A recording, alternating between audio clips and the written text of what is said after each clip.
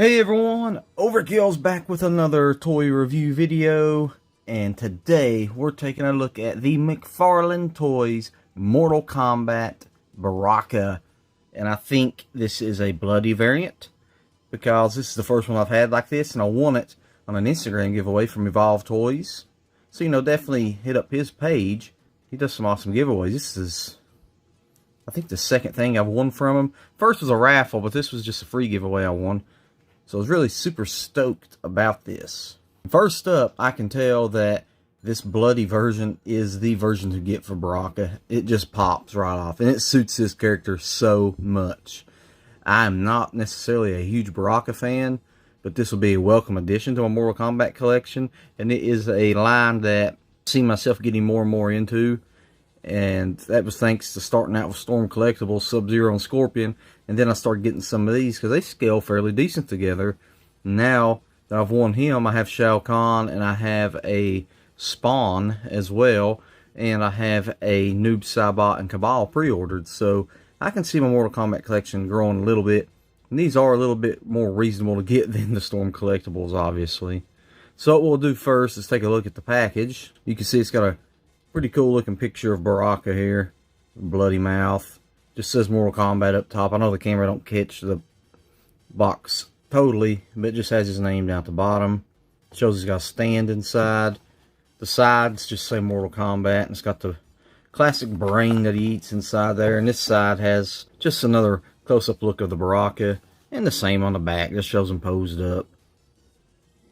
It does have 22 moving parts, so that's pretty cool. Hopefully it won't be as stiff as the Shao Kahn was, because I want to like McFarlane Toys. So we'll go ahead and open him up and check him out. So here he is out of his box, inside of his clamshell, and you'll notice he doesn't have a lot of extra features. He just has the figure and then the brain, which will be really easy to look at. The brain, I figured so, but you can tell it goes on to his blades on his arms, and that's pretty cool. It'd been cool if they'd have had like a piece of it with a chunk bit out of it or something. That's still pretty cool nonetheless, and the detail on it's fairly decent. As for the figure himself, we'll take a really close-up look first at the face. Pretty epic looking. Loving the blood splatter, like I said, and it goes across onto this arm, down to this leg. So it's definitely got that battle damage look to it, and it is on his blades as well. So that's really awesome, and the details in certain parts look really good. Little spikes on these, got a little skull here. Down to the feet. All of it looks fairly nice, and I don't think that the claws come off to have him pose without them, but that's still cool. So what we'll go ahead and do is set him up on the 360 turnaround and take a good look at him. So here he is on the 360 turnaround, and the first thing you'll notice about the Baraka, which is a huge bummer, is just how bent his blades are. And I don't think it's supposed to be like that. When you look at the figure on the package, they're fairly straight. So they definitely went with a more pliable plastic that didn't work out too great in my opinion. And putting the brain on it, look how much it bends it down even more. But you can see as he goes around towards the back, some more of the details and stuff I was pointing out. And the sculpt work and stuff is amazing. It looks, I mean, the face scan and stuff for the game character is really cool. The eyes look great. I mean, it's Baraka. It looks just like him. And I'm loving that part of it. I just hate how some of the plastic is on some of this. Like his blades and then Shao Kahn's hammer are just got really weak plastic on them. And you can see the longer that brain sets, the farther down it falls, and it's just not holding up.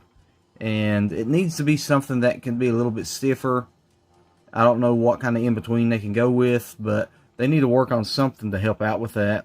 Other than that, I'll quit the complaining for a sec, and we'll start looking at some of the other stuff we haven't looked at yet. He has these other spikes on his forearm. The blood does go down almost down to his wrist here. And then you can see the stitching and stuff in his pants look really good. As far as the detail on this part, I'm liking it. The colors mesh really well. There's not a lot of bleeding or anything. So all that looks really great. And there's no discoloration. All the colors match together and blend really good. So the sculpting, paint, and everything is really well done. Even the blood on the mouth just looks super awesome looking. It doesn't look like it's just some wonky red paint thrown on there. It actually looks like blood for the figure. So that's pretty killer. But other than that, that's pretty much it for the Baraka. We will go ahead and look at some of the articulation next. So for the articulation, I'm sure it's not much different than what we're used to with McFarlane. You know, head's on a ball. So he's got pretty decent movement here. The arms do have a butterfly joint. And this piece moves here to allow for a little bit of movement. Well, if you want to call that a butterfly joint, it's kind of wonky. But it does have the upper bicep cut. The double jointed elbows. And the hand is on this peg and pivot. So you get pretty decent movement here. It's hindered a little bit by the blade, but not a lot. And then on the waist, don't go forward too far.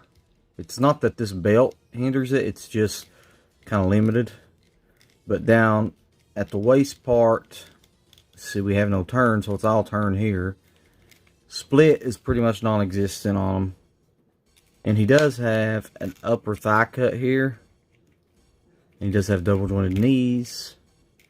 And I don't think he has a calf cut, but he does have the ankle pivot rocker here.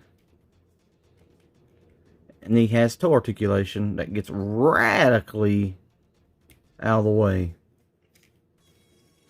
Some of the belt is pliable material, so it moves around fairly decent, especially here. So it allows for a little bit more movement, but you still can't get true dynamic pose out of them. And you can see a little bit here what I'm talking about inside there on the chest piece.